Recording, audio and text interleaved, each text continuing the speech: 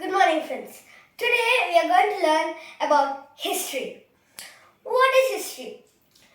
History evolutes from the word historia, which is a Greek word.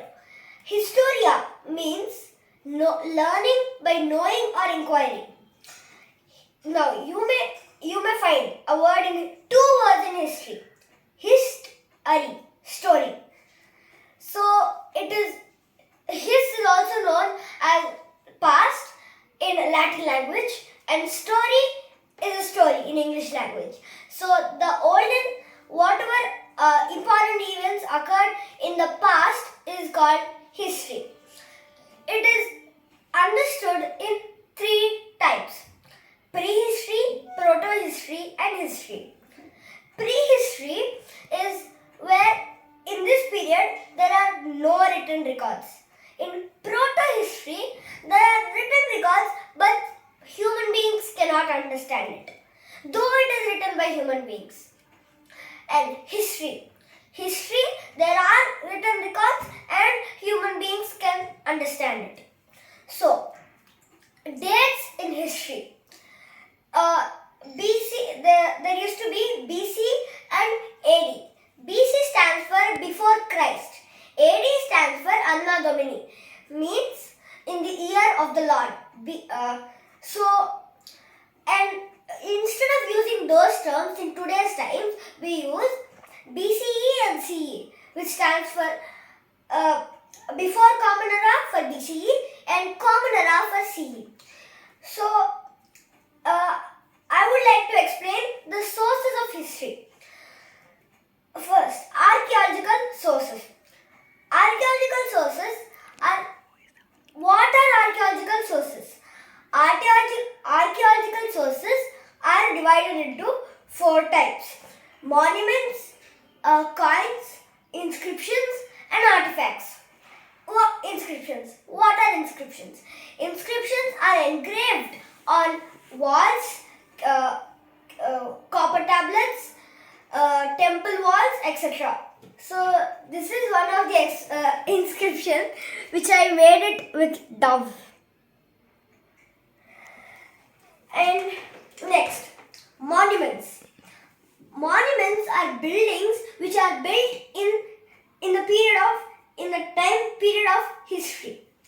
So here I have a monument of the Konark Sun Temple, which is located in Odisha. So one of the main feature of the Konark Temple monument is there you can see some wheel-like shaped structure. There are 12 of them and 8 in the middle, which represent the 12 years and 8 times 12 years of 12 years and the 8 time frames of history. And when the sun falls on these wheels, it's even on the back side. When it falls on the wheels, this shadow of the wheel, will show the time it used to show the time in the olden days. So this is one of the very great monument in India, the Konark Sun Temple. Next, artifacts. Artifacts are objects which are made by human beings, like pottery, pots, etc. So this is one of the cooking utensil which is used in the olden days of my grandparents and great-grandparents. This is one of the example of artifacts. Next, coins. Coins are a very, very valuable source in history, even in today's times.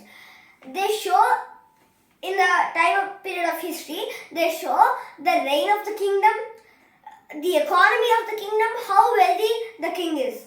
So, I have few coins which are used by my grandparents.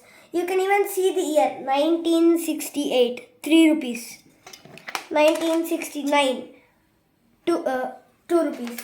1967, also 2 rupees. So this is about archaeological sources. Now, let us learn about literary sources. Literary sources are again divided into two parts. Religious literature and secular literature. Religious literature is based on a particular religion, and some of them are written in books like the Mahabharata, Bhagavad Gita, Quran, Bible, etc. And secular literature. Literature is literature which is not religious, which include biographies, plays, poems, stories, etc. Like one of the example is the Arthashastra by Kautilya, also named Chanakya. So this is now we are learning about this history. Now, why we study about history? History is very important to understand the past or the present. If we study the past, we will understand the present and future. In literary sources, I also have an example of manuscripts which are written on palm leaves of birch trees. So this is a manuscript of Madhubani painting. Madhubani's painting is very famous in the state of Bihar. So this is about history. Thank you.